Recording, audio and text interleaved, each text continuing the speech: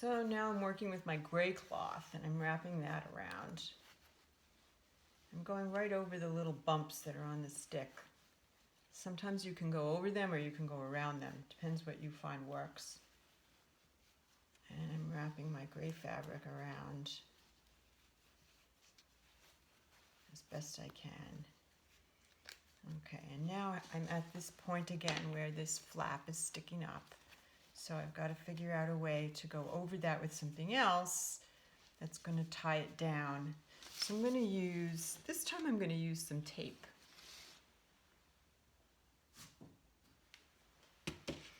So I have this white duct tape.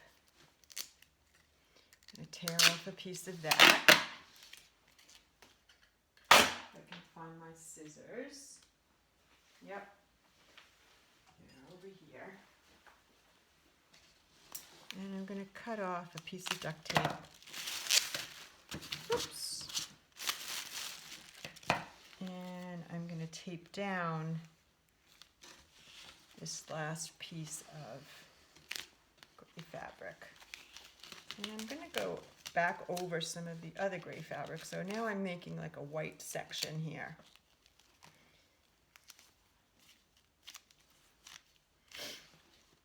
Here we go. So I've got black, red, this dark navy blue stripe, a little black, gray, and white. What can I add on top of that? Maybe some of this blue fabric.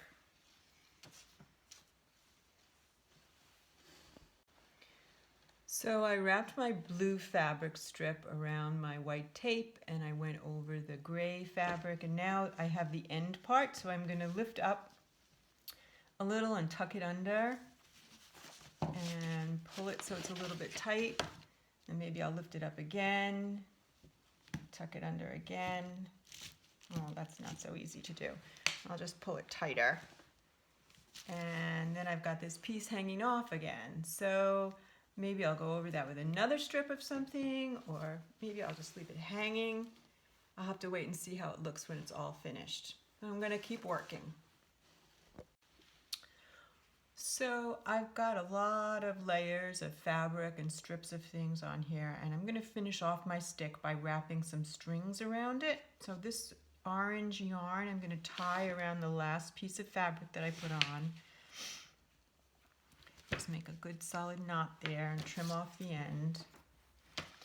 And then I'm going to wrap this around, try to wrap down a lot of the pieces that are just hanging loose as best I can. It's not going to be perfect. And I'm going to tuck this under. So I'm going to lift up some of that yarn and tuck this piece underneath it. Pull it a little tight. Maybe I'll tuck it 2 or 3 times even to make sure it stays put.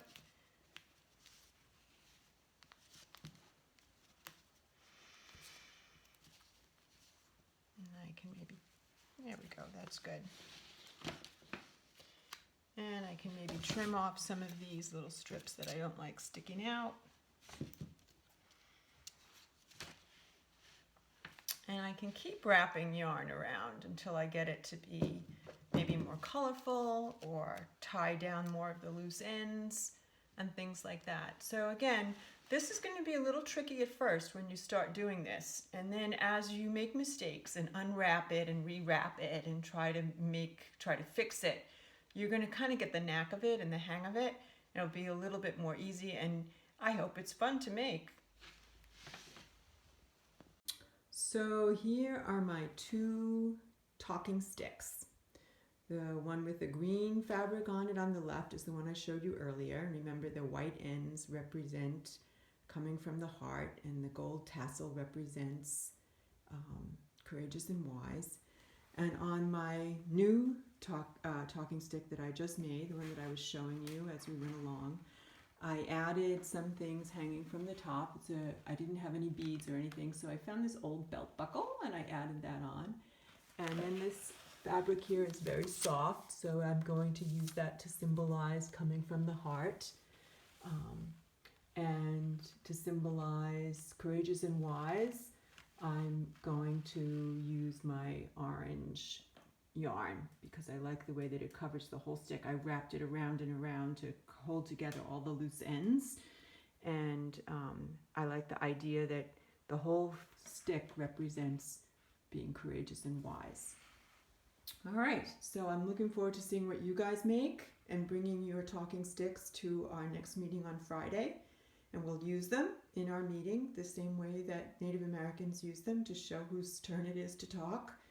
And have fun with this. Be creative with the materials that you have. You're all going to have different materials. So don't get frustrated. Just do the best that you can. Okay, go for it.